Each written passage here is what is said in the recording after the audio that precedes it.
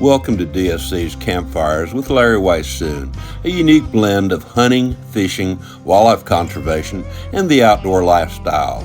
DSC's Campfires is brought to you by DSC, Conservation, Education, and Hunter Advocacy. Hornady, accurate, deadly, dependable. Taurus, award-winning revolvers and pistols. Stealth Vision, high-tech, precision-driven equipment for the modern hunter. Mossberg, American-built, American-strong. Vineyard Max, deer attractants created for the aroma of success, game feeders, and other innovative hunting products. Red 55 Winery, signature wines from the Emmy Award-winning country artist Miranda Lambert, owned by Rick and Beverly Lambert. Mr. Dustin Warncke, how are you this morning? Better than I deserve, sir. How are you doing? I'm doing absolutely great. Welcome to the DSC's Campfire. Now, you're really familiar with, I'm laughing because you're really familiar with our podcast because you are the one who actually does all the work after I send you the words and putting it together and getting it out for us. So I'm really proud to finally have you on or around the campfire, if you will, and just kind of visit a little bit. For those of people who are not aware of all the stuff that you've done and the things that you're doing these days, can you tell us a little bit about your history and maybe, again, kind of where we are and where we're going? Absolutely. So I've been producing DSC's Campfire with Larry Weishuhn since, I guess, January, right, Larry? Yes, sir. Right. Okay. I think it's been that way. So I've had my own podcast called the Best of the Outdoors podcast, which was underneath the Texas Fish and Game umbrella from about 2015, and I started really working heavy with them in 2016. And then in 2019, I was named the associate publisher of that magazine, so that's kind of how I got my really up and going in the outdoor industry. Before then, I got to know that magazine, which is, I believe, the largest magazine in the state of Texas, as well as the largest independently owned magazine in the nation, Texas Fish and Game is. And Larry and I both worked at Texas Fish and Game at the same time as contributing editors, and he is the whitetail columnist.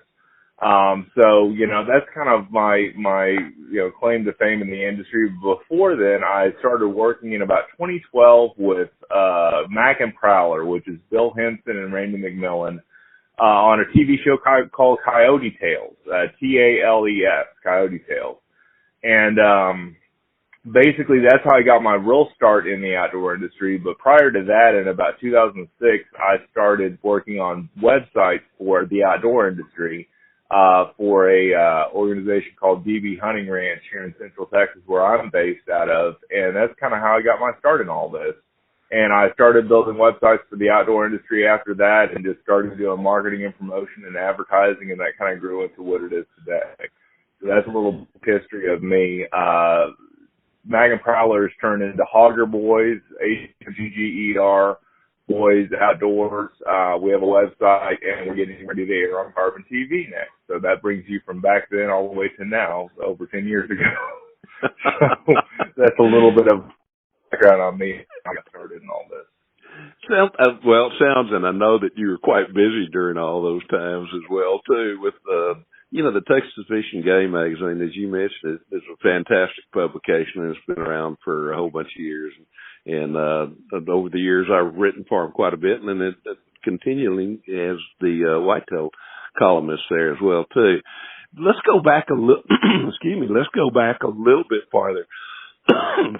Pardon me, this Texas weather that we've had with all the rains coming into this thing over the summer, I think it's got molds everywhere. But tell me a little bit. Allergies are bad.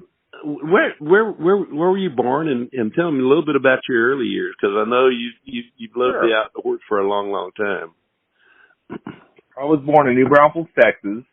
My first job was at IHOP back when I was 15 years old, bussing tables and dishwashing and that kind of stuff. So I started working at a really young age, and my earliest memories are with my dad and my grandfather in their 2 acres in New Braunfels, close to Lake Dunlap, shooting air guns in the back 40, kind of the back acreage where it was safe to do so. And my dad would always take me, and it's something I still do with my son Jackson today, who's getting ready to turn 15 years old. He is the joy and pride of my life. The best thing that's ever happened to me is being a dad. But we would go and just, we would say jerk perch, we would basically just go fishing for bluegill. Very simple, very, very simple idea, very simple, concept. It just, wasn't bass fishing, wasn't high-end, redfish or anything like that. It was just going on a simple pursuit. And I still do the same thing to this day to kind of preserve the tradition of perch jerking with my son.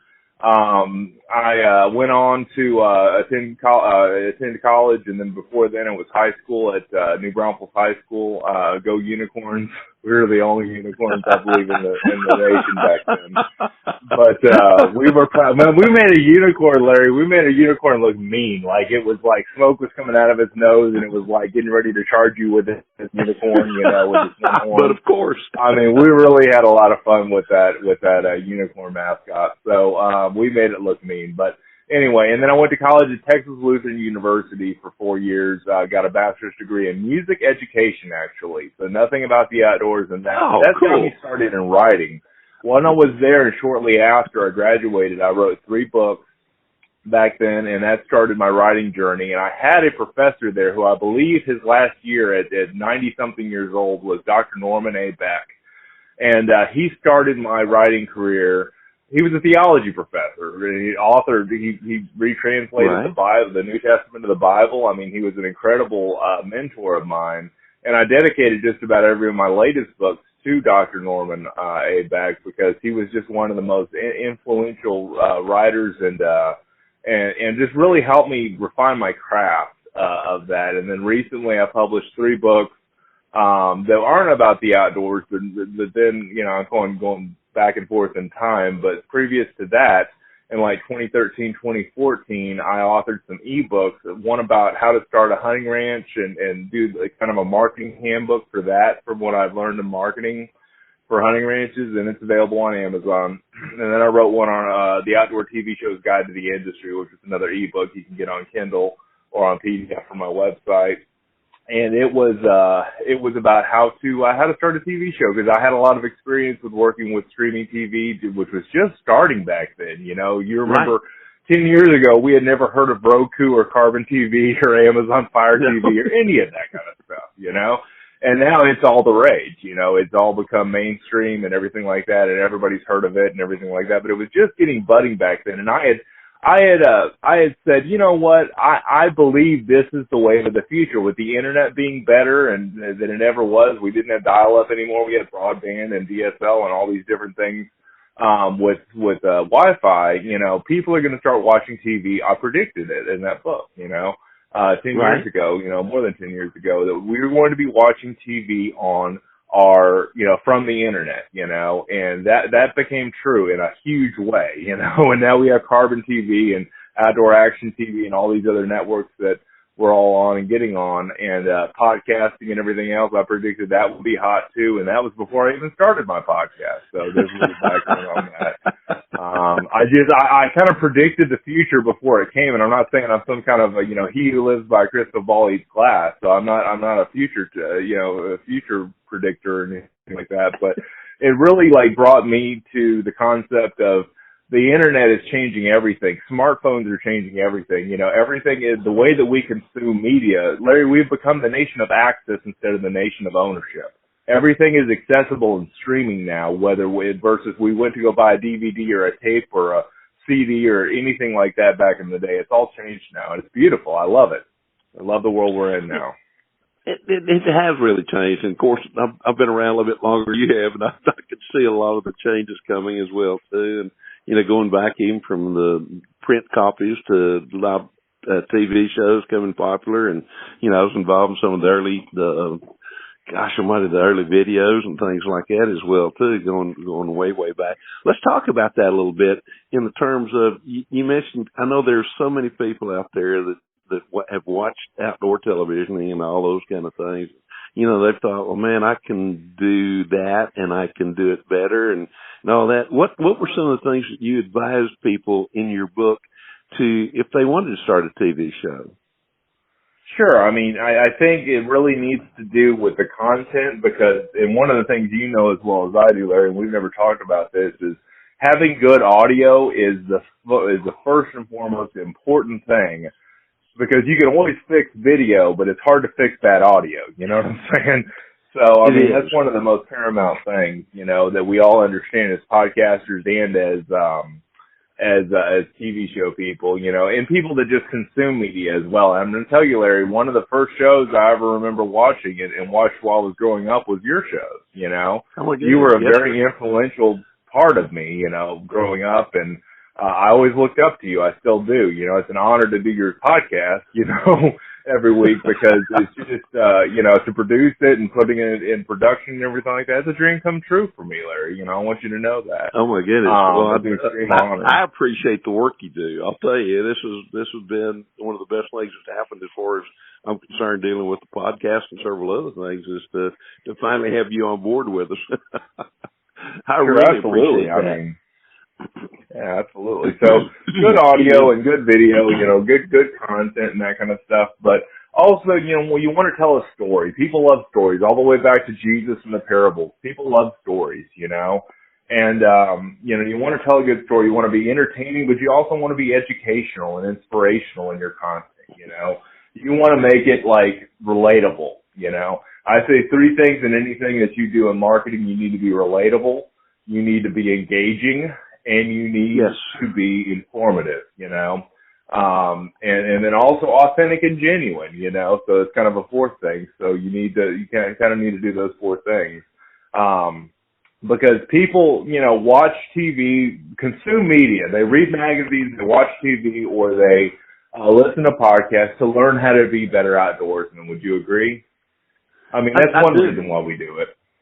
I do agree. I mean, one of the things, of course, my background is a wildlife biologist, and I've always loved the outdoors, and I've loved to read and write and all that kind of thing. But to me, one of the big things always was, whether it was TV or whether it was writing or whether it was, you know, what we're doing right now, podcasting, is to be entertaining as much as you can, but always be educational as well too. And I love the idea of telling a story. I, of course, grew up during a time frame when the old outdoor writers, it was mainly a me and Joe type of story. But in that story, you learn so much without somebody having a recipe saying, you know, the secret to success of taking a big whitetail deer is 1, 2, 3, 4, 5, 6 kind of thing, is where you told stories. And I've always related it kind of to the Bible. You know, the Bible is a series of stories in a way, of parables that teaches. And yet, if you look, it is entertaining. And so to me, that's always been kind of a great example. If I can do that kind of thing in terms of keeping people entertained and engaged in some respect, in the fact that it's causing them to either think about wanting to do something or to recall about doing something. You know, I've told people too, I said, I made my living by teaching people what they already knew. And that really relates to hunting and basically some of the wildlife management thing. It was just common sense and things that they may have seen, but maybe they didn't see it in the right perspective or in the right order of things, kind of things. And that maybe was something that we were able to do through TV or through writing or even with the podcasting.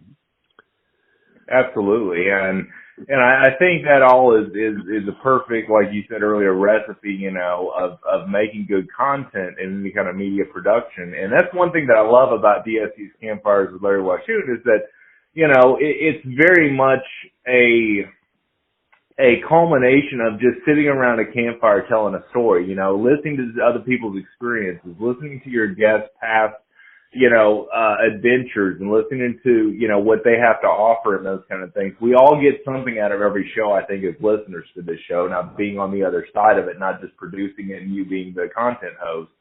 I think that all being rolling together, you know, really brings in the best, you know, of both worlds of it being educational and entertaining, and also just kind of like a conversation. I mean, that's what any good podcast really is for anybody looking to start a podcast. It's just a conversation between 2 people, or, you know, the host running the show himself. I mean, there's many shows when I had the Best of the Outdoors podcast, you know, I did a solo show, but I imagined myself across the table from somebody just saying, hey, you know, I'm trying to educate you. There's one particular show that I sent you back when we started working together, Larry, called Axis, Fallow, and Psycha, Oh My. And it was basically like, you know, lions, tigers, and bears, oh my. And it was basically a show about exotics, you know, about educating Texas hunters about exotics and you know, people around the world that wanted to learn about them. And I was just acting like I was sitting around a campfire telling a story, you know, talking about, you know, sharing my knowledge to help other people be better hunters, be better outdoorsmen, and so on and so forth, you know, and really, you know, dialing into that genre, you know, of what I knew and sharing that information. And really that's what good media is sharing information and, you know, and being able to help other people be better at what they're doing in the outdoors. You're exactly right. And that to me was kind of the concept. I've always loved campfires from the time I was a little kid in terms of people gathering around the campfire and telling, as we're just talking about, telling stories and telling experiences or even asking questions. And to me, that was one of the reasons why we call this particular podcast, you know, anything having to do with campfires goes back to the same thing for the last 17 years now, this being 2024, midway. I've been doing a radio show with Luke Clayton, who you started producing that particular podcast, if you will, too. But my part then was always called Campfire Talk with Larry Weishuhn. And to me, the campfire just kind of draws people and holds people's attention. And it's a great gathering place and a great place to disseminate, as you mentioned, information, but also to tell those stories. Now, I want to go back to some of your early days.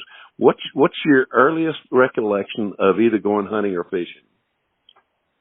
I would say I wrote a article about this that I think I have on my website or my blog that's called WarnckeOutdoors.com, WARNCKE Outdoors.com, called McQueenie Sunrise, and this goes back to Lake McQueenie, which is now a private lake.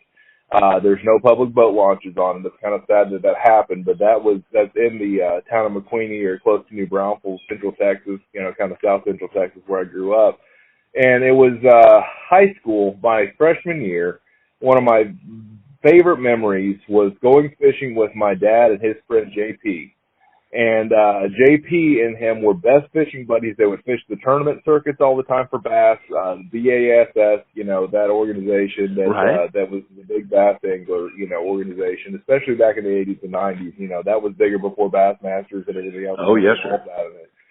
But they took me on a catfishing trip. We were using shrimp, and we were going after catfish, and the mayflies were thicker than thieves. I mean, they were covering the water, and the catfish were just putting their mouths up and just sucking them out of the water, you know, out of the top of the water. Oh, my goodness, yes. So we had top water catfish action, Larry. You know, it was hilarious. And that was one of the most, like, influential moments of me becoming a true fisherman at that age of about 15 or 16 years old back then. I guess 15 years old because it was, I had just finished, it was the middle of the night we were catching these fish, and I'll never forget, we're coming back out of, catching just our whole limit of catfish, that night, and all we were using was shrimp because it looked like a clump of mayflies, right? I mean, the catfish were trying to kill because they were used to the habitat, so you match the hatch, kind of, you know?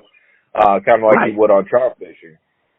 So it was such a formative experience for me because, you know, we fill up a basket of fish, and we're like in a 1972 Terry Bass boat, 16 foot, you know, nothing fancy. And I ended up inheriting that boat after I graduated college, and cool. Didn't do much with it. My father-in-law at the time, we fished in it a few times and everything like that, and then I ended up selling it because the one of the control modules went out on it. But anyway, long story short, it was a very formative experience for me. But when we were leaving the fishing spot that we caught all these fish at, the top of the basket, you know, it was one of those floating fish baskets that had the floating top on it. Oh, and as the boat was moving, as the boat was moving, the basket, the floating top came out, and some of the fish started jumping out. Like literally, the catfish started seeing the opportunity and jumping out of the basket. Just a couple, you know. And JT, you know, on the back of the boat takes a drag of a cigarette and says, "You know what, Dustin? Easy come, easy go."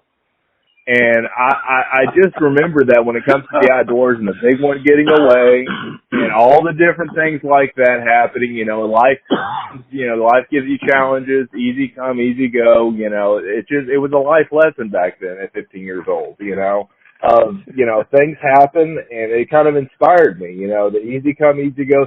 Some things come easy in your life, some things go hard, but either way, you just keep on moving, and if you had an easy catfishing day, where you caught a bunch of catfish, well, some got away, you still caught a lot of catfish. You still had a blast. You still had a great time. You know what I'm saying? It's one of those kind of things. So, it was just one of those things that really inspired me back then. And then one of the other formative experiences I had was with Boys Town, which was kind of a orphan shelter back then. Are you familiar with Boys Town?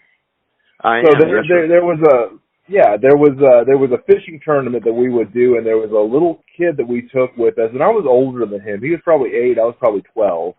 And It was one of the best experiences, one of the most, awesome things I saw my dad do when I was growing up is taking this kid fishing for the first time. He'd never been bass fishing.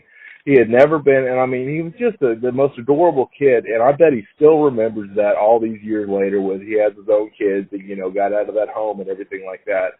I think about that little boy sometimes and what a man he's probably become out of that experience, taking a kid fishing from an orphanage that had never been fishing before. And it just really inspired me. Hey, I'm all about kids. Like Chester Moore, you've had on the show a few times, a few shows back, Christ, Kids, and Critters. Like, I've kind of adapted that from Chester Moore. That's kind of my mantra. It's Christ, Kids, and Critters, And I love children. I love to be able to inspire them and take, new kids fishing. And I've done that. I've picked that up from my dad, and my dad's very proud of me to this day that I've done the work that I have with children. And a lot of the kids that watch my YouTube channel, I have over 12,000 subscribers, which isn't as big as a lot of, guys with YouTube channels. But either way, a lot of kids will comment, hey, I learned something from your crossbow or your compound bow or your shooting tips or whatever I've learned, fundamentals, that kind of stuff where I teach the basics. I learned a lot from that. That really inspires me. That is so fantastic. Yeah, you're right. It's amazing sometimes. And, it's just like what you're saying with taking that young man hunting or taking him fishing. That's something that will stick with him for the rest of his life, just like it has with you kind of thing. And there's some really great organizations out there that do that, like through the Texas Wildlife Association that we started back in 1985. I think now we're up to having taken something like 40,000 kids hunting, and each one of them has to have a mentor or a adult guardian with it. And so it's amazing where we're going with that. It's amazing, though. I've run into some of the kids that we took hunting for the first time years ago. And, not all of them are hunting, but I'll run into them different places. They go, oh my gosh, I remember sitting in that deer blind. I remember, watching the deer coming in, and I remember all the things that we did. And I can tell you what I had for breakfast that morning, and I can tell you what my thoughts were when I saw that animal, and how I felt after I took an animal, and to tell you what influence that one particular hunting trip or even catching a fish had upon, the rest of their life to that point. So, anytime I think that we can do those kind of things to introduce somebody to the outdoors, it has a tremendous influence on people throughout their life.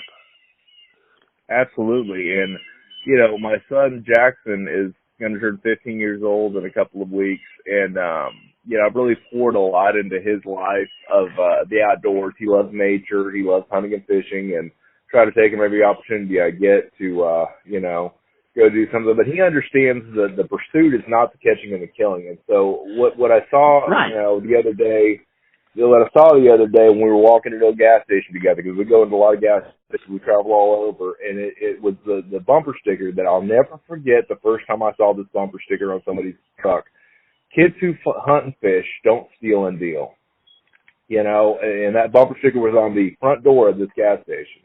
It was out in the country somewhere, so it made sense. It was very relatable to that gas station. Kids who hunt and fish don't steal and deal. That has stuck with me since I was a kid and I first saw that. That's been around for a while. And, at least 10 years now. And it's just like, oh my gosh, that is so true. Kids that get involved in the outdoors at an early age, don't get into the trouble that you see a lot of kids in urban environments get into with drugs and alcohol and those kind of things. They don't need it because they have all that they have. I was watching a video one time on YouTube about one of these machine gun festivals they have in Kentucky, I think. And they had, they were like, are you worried? The interviewer was some, guy that was very anti-gun and everything. And he was like, well, do you worry about these kids doing mass shootings and that kind of stuff? He said, no, they get everything out here. They get all their angst and everything out here. They don't go do mass shootings and that kind of stuff because they have a respect for guns. They have a respect for hunting. They have a respect for, firepower and that kind of stuff. And you don't see those kind of kids on the news doing, really crazy things like mass shootings and that kind of stuff, because they have a respect for those kind of things, fully automatic weapons and that kind of stuff, in this particular setting, and it was just like, wow, the kids that are exposed to that early on, like Jackson was exposed to firearms way early on in his life. And when I grew up, my dad always had a loaded gun in the house for home security, I never knew about it, but I knew that guns should be respected, and I didn't ever have an issue with a accidental firearm discharge or anything like that, because I had that respect, and my son grew up with that same respect of firearms to the degree of this is something that is a tool to be used for protection and for hunting, and that is it. It is not a toy. Exactly. Just that respect of firearms, that respect of air guns, that respect of everything that I brought Jackson up with has kind of gone into his psyche today as well. And he has even gone to his friends and said, for airsoft guns or any, BB guns or pellet guns or anything that they're shooting with, and teaches them gun safety, and I'm so proud of him, that he has instilled those things that I've taught him to other children, to other young adults that are growing up, and that respect for, you keep the muzzle down, you keep the muzzle up, you don't point anything at anything, just general gun safety they teach you at the NRA. And that you get with every gun you purchase, that little manual that nobody reads, that a lot of people don't read, that they should, exactly. That basically teaches the basics of a handgun or a rifle or a shotgun, and here's how to properly, discharge this, and there's no other way to do that but the safe way, so. Yeah, you're exactly right about both my daughters. And of course, I grew up out in the country, and in our home, as far as I was concerned, and everybody in our home, every gun was loaded.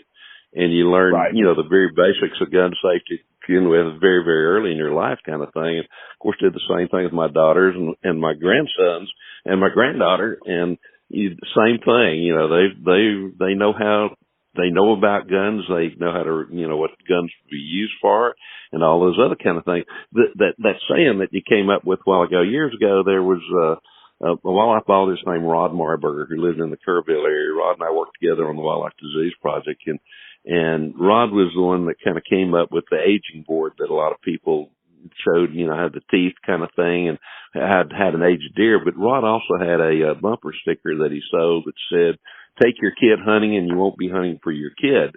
And there's a lot of that same kind of thing of what you mentioned there, in that with what we have these days, unfortunately, so many people live in a truly urban situation anymore. And unfortunately, because of that, the parents and even some instances the grandparents have grown up without having any relationship to the land, such as what you and I did, in our early years of having properties. And to me, that's something that we need to try to reinstill in a lot of different people is maybe respect is the best term there, and respect for the land, respect for the animals, respect for others, and, and respect for yourself too, because that makes a little difference sometimes. Going back to some of the other things, you've got an ebook out that talks about hunting ranches. Tell me a little bit about that one as well too. Sure. So that's my Hunting Ranches Marketing Handbook that I mentioned earlier. And basically I wrote that for guides, outfitters, and lodges that are interested. And when I first released that back in, I think, 2014, I'm going to tell you something a little that I don't tell a lot of people, but 2013 into 2014, I went through 6 months of severe depression. I suffered from severe depression. I'm medicated for it and everything like that. But basically, I was seeing a psychiatrist at the time, and nothing seemed to work for the medicine he was putting me on. It's a chemical imbalance in my brain, right? I mean, it's nothing I can control. It wasn't situational, you know. It was just like one day I woke up and I was just sad. And that writing saved my life back then, right? And it saved it's one of those things that has saved my life, you know, since then too, because it always gives me something to work on. I'm working on 2 new books, so it's book number 11 and book number 12 right now. I published 10 overall between ebooks and paperback books. You know, from the early days when I wrote my first 3 in college, I'm counting, you know, up to, you know, 2013 and then on. I published 7 since then, so a total of 10. But basically, you know, it was one of those things that I was like, if I could impart and help somebody else do this marketing thing or start a hunting ranch or start a fishing guide business or anything else, because at that point I just started working for Texas Fishing Game Magazine as a contributing editor for the Hotspots, which was the back then kind of the budding fishing report section, right, of the magazine. The back of the magazine by the classifieds, there's all kinds of fishing reports and those kind of things. People that want to know what lakes to go fish and what to fish for and everything like that. So I started that, and I was like, you know, I think it would be cool to impart everything I learned about marketing in the outdoor industry and then about, you know, things like competitive analysis and those kind of things. What are your competitors charging? Is it $450 for a trip or $350 for a trip? Are you competitively priced?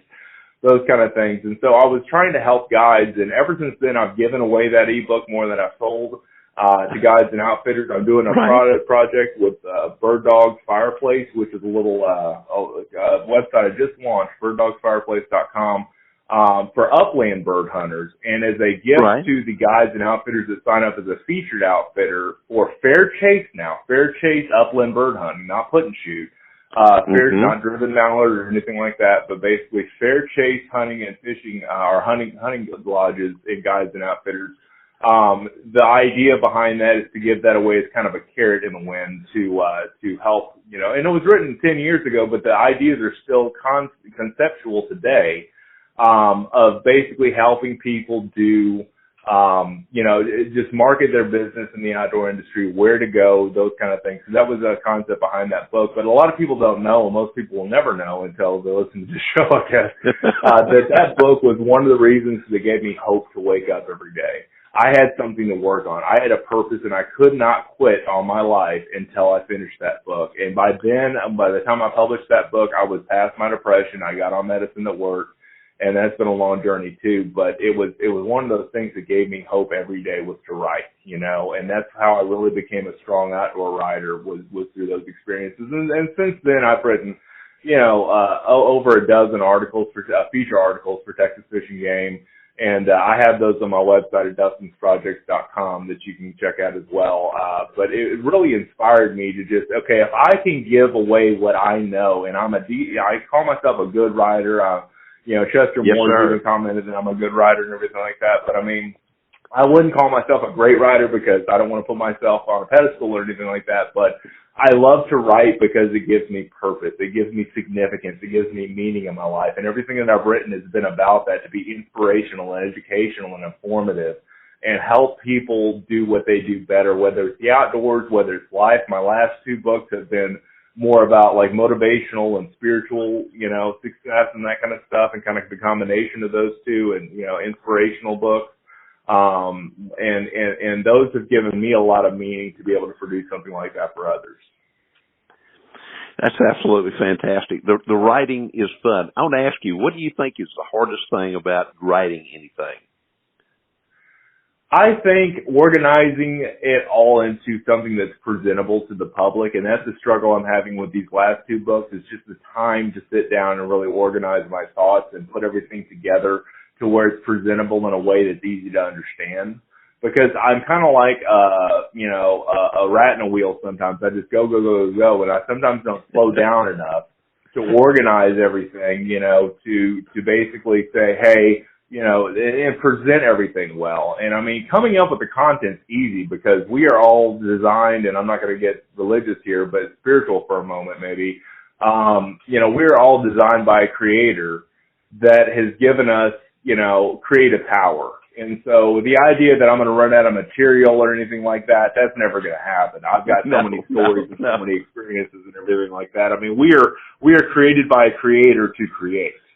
And it's always better, it's said in the success of the personal development world that I study a lot, it's better to create than to maintain. So creating is easy for me, and creating I know is easy for you, and writing a monthly column and everything like that is probably no big deal, even a whitetail column in the summer, but, monthly and everything like that for all the magazines you write for. But there's always content out there. It's just organizing and presenting it into, a manner that's absolutely what you want is the hardest thing for me. And that may be different from a lot of writers, but that's always my struggle. Have you ever sat down and started writing and it just automatically comes? It's just, it's like literally like the good Lord takes your hand and hits the right keys kind of thing. I was about to say, grabs a pencil and writes it on paper because I go back a long way kind of thing. Well, yeah, absolutely. Yeah. And that's always amazed me. There's things that I've written, and to me, I love short stories. I don't get to do a whole lot more of those like I used to. As a matter of fact, my first book, Prayer Flat Philosophies, was basically a series of short stories kind of thing. And to me, as I would start, again, as you mentioned, trying to organize some of your thoughts and trying to get in some kind of rational order of how you wanted things to happen. But then once I sat down, it was just like the story just told itself kind of thing. That to me has always been fascinating how that works sometimes. Doesn't always work, but there's certain things that seem like, and I guess maybe it's relating to personal experiences and those kind of things, or maybe stories that you've heard. And one of the things I used to do years ago, and one of these days hopefully I can go back and do a few more short stories, but we started this out talking about campfires kind of thing, but sitting around the campfire years and years ago, when I was working in South Texas as a wildlife biologist and working statewide, I had a fair amount of time at night to sit and visit with people and to listen to some of their stories, and I'd write down key little phrases, and I'd write down maybe a story concept, and somewhere in looking at my bookcase right now, there's a journal there that's got untold number of, short lines of, or something that somebody said that I hope to use someday, and really would kind of like to go back and do that. I got a feeling you got some of that as well within you that you'd like to do. Absolutely, and you're right about that. I mean, sometimes, to go back to what you were saying about sitting down at a keyboard and just kind of flows out of you. I mean, I've been like that since my college days when I started writing my first 3 books, which are kind of out of print now, and I've taken, concepts from my first 3 books and even content from my first 3 books and put them into, the last 2 books that I've done. So it's kind of been a start to finish kind of thing. And one of the books that I'm going to release here in the next couple of months, is called Hope Endures and Grace Will Carry You, which is not an outdoors book, but an inspirational spiritual book. And I've got the pre-orders for that on my website, both of my websites, businesswithdustin.com and DustinsProjects.com. I have a bookstore on both of those that have all of my books that you can purchase in ebook or paperback form or both in a combination. Basically, it's been like a trilogy of books in that respect of content that I've written in the past that I've repurposed. But it starts with the concept and it kind of develops. And not everybody's a writer. I know a lot of people say, well, not everybody can write like you do, but I'm like, at the same time, that's what I believe is one of our gifts. And to go back to, people that don't believe in, spiritualism or that there's a creator or anything like that, I like to offer this on your show, if you'll allow me. Think about the fact that time, space, and matter all had to exist at the same time for them to be able to come into existence, okay? So you can call that the Big Bang Theory like scientists say or anything like that. But I mean, one of the concepts I'm writing about in my new book is the fact that you're not alone in this universe, that there is a God. And, the fact that time, space, and matter had to come into existence at the same time, because if you had time, when would you put it? If you had space, where would you put it without matter? And where would that fit into time and space? You know what I'm saying? So it's concepts like that are like really broad that I kind of narrow in on and say, how could this all come to existence if you have, and relate this back to the outdoors, you have predators and you have prey creatures, like a horse or a rabbit are prey creatures, and then you have a coyote or a fox that are predator creatures. Well, their eyes are positioned like humans on right next to each other by their nose. Prey creatures have, eyes that are on either side of their head for peripheral vision versus predator creatures that have, for distance vision. Well, there had to be an intelligent designer to make that work, or else the ecosystem, which would exist without us as humans, wouldn't exist, right?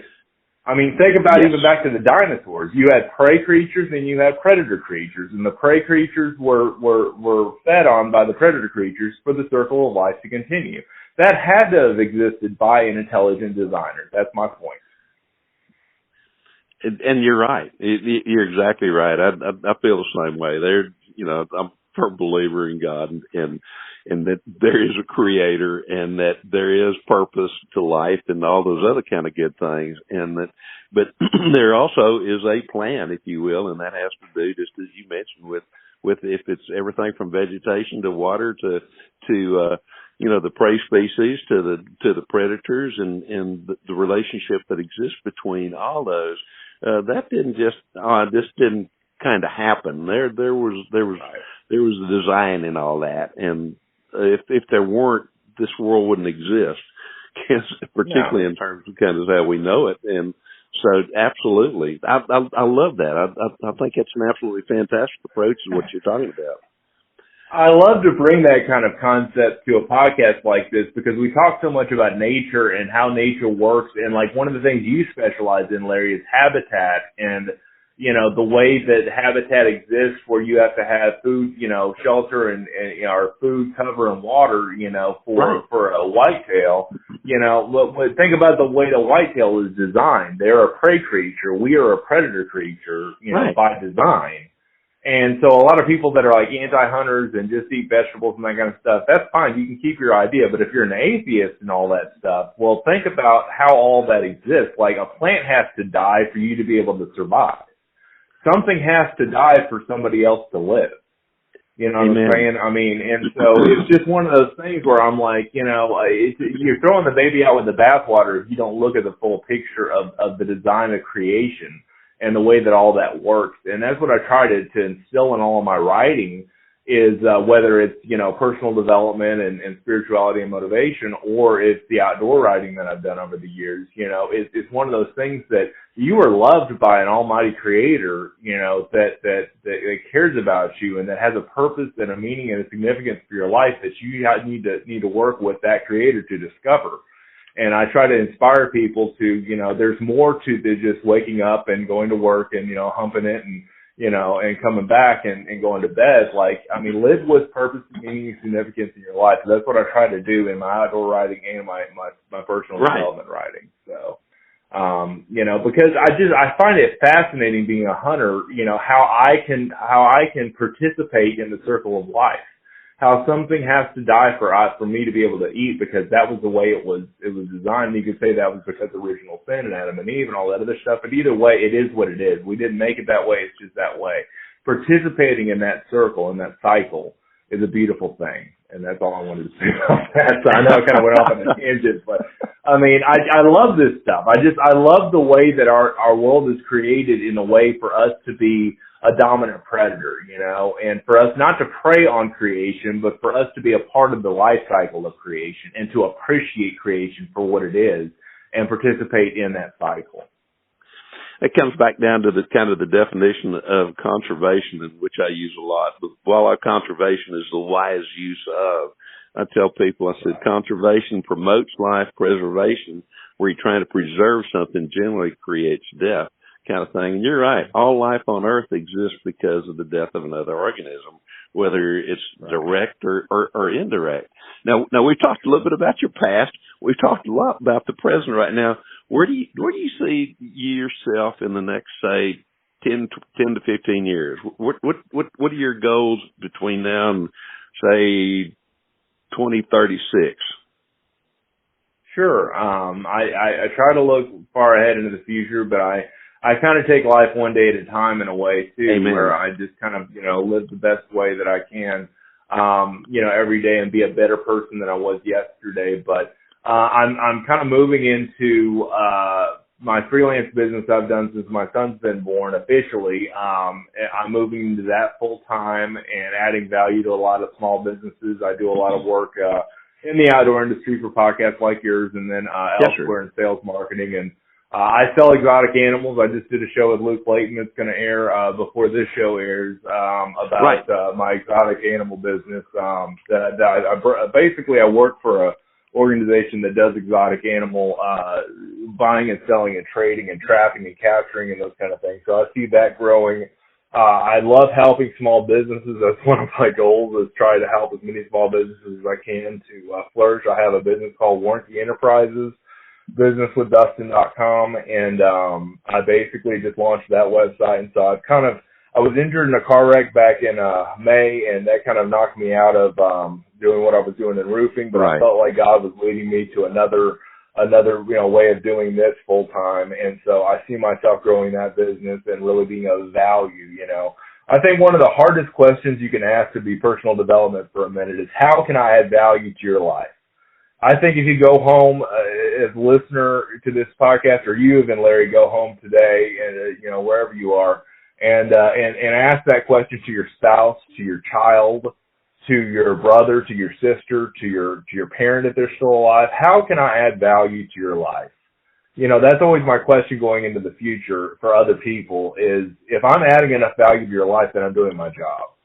And so adding value to people's life in the future is what I really want to do long term. It's kind of a glib answer to that question, but I see myself growing to that, to that next level in business, and also working more in the outdoor industry as well. I love what you're saying. I really do. The adding value to people's lives, I think, is just a fantastic philosophy or goal or, objective, whatever you want to use as a term. But, looking forward, I think that is just perfect as far as I'm concerned. And I hope that means continue working with this particular podcast as well too. So absolutely. We're going new places.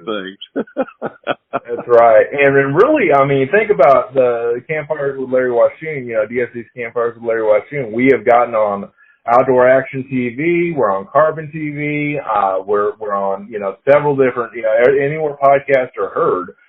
This has been a show that is very prolific, and it comes out every week. And I can't tell you what the content means to me as an outdoorsman and as a person, in and of itself, that there's a lot of value in this show, and I want to tell everybody that's listening to this, share this with your friends and family, tell a friend about this, because we want this podcast to grow, to help other outdoorsmen, to do their thing, because you're kind of one of my personal missions, Larry, is to get your message out there, and that's what I do for a lot of businesses and podcasts and everything else that I work in, is to try to help more people learn about this so they can learn about how to be better outdoorsmen, better people. I think the outdoors really helps us develop our character as young people and as old people alike, from senior to youth, to develop our character and to grow personally. We all learn something from hunting and fishing in the outdoors about life, and I think that is so crucial to every bit of our existence, is what the outdoors teaches us about being better people and conservators of the land. And I love what you say, by the way, about being a conservation person versus a preservation person. I really resonated with that the first time you said that on this show. It was like, my goodness, that is so golden. I love this. Well, it is true. It's really true. I've fortunately been around a long time, so I've seen that to be the case. I want to go back to one other thing. You mentioned being in a car accident, and to me, one of the things, everything in life happens for a reason. And there's always good to be found when something, even what seems like bad, happens. Sometimes you got to dig a little deeper, but sometimes if nothing else, it causes us to look at things maybe a little bit differently in life at times. It also causes us sometimes to change our lifestyle a little bit. But at the same time, when something happens, maybe it shuts the door on something, but there are always doors to be open. And I think that's something that I've been kind of listening as you're talking, that's kind of happened with you in several instances. And I think probably a lot of other people, they were, they go, oh my gosh, this is horrible. But then when that horribleness, if you want to call it that, passes, there are new opportunities that show up. And I think that's a lot of times maybe the good Lord's way of causing us to grow a little bit. Absolutely. And to add to that, to add value to what you were saying, to back up, my latest book, Empowering Resilience, which is about putting out live fires and winning one day at a time, the subtitle of that book, I talk about God's hand in all this, is the fact that, I went from meeting Mac and Prowler back in 2012, 2011, something like that, and started being the marketing director for Coyote Tales, their TV show at the time, and that has blossomed into Hogger Boys now, and we're getting ready to air on Carbon TV here pretty soon. Right. And probably by the time this podcast is out, it's going to air. But then, if it wasn't for me winning a bow fishing trip at Hill Country Bow Hunters back in 2011, which is one of the organizations I served for a while, Hill Country Bow Hunters is a 3D archery group that I've been a part of. If it wasn't for that and Camp Agape, which is a Christian bereavement camp for children ages 7 through 12, it wasn't for all those experiences I got there, I wouldn't have met Marty McIntyre through the Hill Country Bow Hunters. He donated a trip for that. He introduced me to Mac and Prowler, which then I went to SHOT Show and met Chester Moore, and then I became, a writer and associate producer or associate publisher for Texas Fish and Game, and then I worked in the marketing world because I met a company from Texas Fish and Game that I worked for as a marketing director. And it's like God's hands in all that, like His fingerprints are in all that as He's moving you through all those things. It's beautiful, and so the whole idea is one thing leads to another, and it's not what happens to you, it's what you do with what happens to you. It's how you realize in the moment of what happens to you, when you realize, oh my goodness, this may be the worst thing that happened. How many times have you looked back in your life, Larry, and said that was the best thing that could have happened to me? You turn tragedy into a victory. God will give you beauty for your ashes, And it's just a beautiful thing when I look at all that. You back out of something and you look back. Just look back at your past as a person. Listening to the show right now, look back at your past and making this relatable to all of our listeners, and realize, how the worst thing that could have happened to you became the best thing that could have happened to you. Yes, sir. Exactly. I mean, how many times has that happened? A death of a person or something like that, even though that's horrible. I mean, how does that help you grow, shape, and add meaning, significance, and purpose to your life? I mean, how many times have we gone back and said, I did something well with that, and God gave me beauty for my ashes, of the ashes that burned down on that issue, I grew into a new person after that.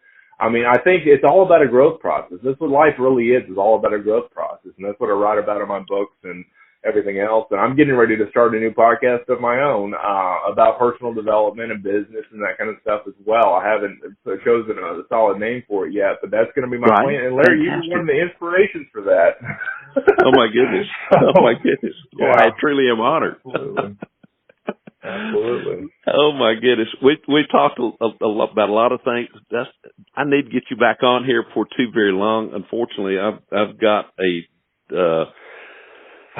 job I got to go get taken care of this morning. Tell people the best way. Now, we've talked about several websites, and we'll try to get this in the show notes as well too. But what are the best?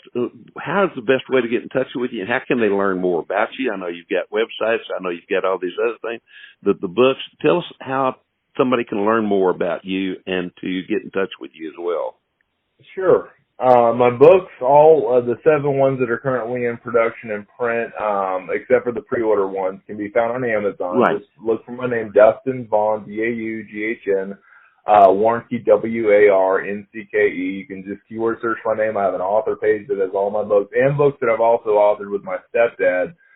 He has 3 books that are out. One's a children's book, one's on animal bereavement, like animal grief, and one is a Christmas book called Jingles Comes Home, which we released this summer. That's getting ready to go it's in print right now on Amazon, and it's getting ready to be there for the Christmas holidays. So I'm excited about that. And this podcast should be coming out before that. Jingles Comes Home will be out before Christmas, and it's a great little book to give as a gift. It's kind of a kid's book, but also an adult book. It's for both, kids and adults, about a story of a reindeer. It's kind of cool that Santa finds and Santa loses, and Santa, it kind of just goes from there. So it's a very touching, heartwarming book, and it's not about Rudolph. It's about a reindeer called Jingle. So it's kind of our own spin on the on the reindeer story. But okay, long story short, DustinsProjects.com. That's 2 S's. DustinsProjects.com is my main hub for my creator stuff. Anything from podcasts I've done to articles I've written for Texas Fishing Game and other places, and then for my books.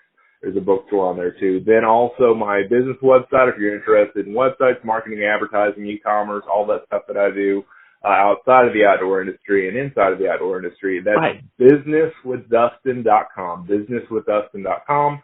And then my phone number's on that website as well, which you can always call and reach me or text me at any point. And I'd love to hear from you for sure. Fantastic. I can't tell you how much I appreciate all the work that you do and all the help that you provide with this podcast. But, gosh almighty, thank you so much for joining us here around the campfire this morning. We'll come back and do this again sometime. There's a bunch more questions. We kind of we're talking about opening some doors. I think we opened doors to several future conversations here on the podcast. So thank you so much. Well, Larry, I was just going to say, too, yeah, absolutely. I was just going to say that I didn't know what to expect with the show. You're a great interviewer. Like, you always have been. I love the questions that you asked, but you really brought some good stuff out of me today, I mean, I really thought that this was a great show. I mean, this is better than I even expected, to be quite honest with you. I mean, this was incredible. So thank you for asking great, engaging questions, Larry, and adding value to my life. You make value to my life in so many different ways too, so I truly appreciate it. And we'll take this opportunity to invite everybody to join us right back here around the campfire next week. Look forward to visiting with everybody then. DSC's Campfires has also been brought to you by the Crown Bar in LaGrange, Texas, Texas Wildlife Association, Habit, Our Gear, Your Adventure, Double Nickel Taxidermy, and Burnham Brothers Game Calls.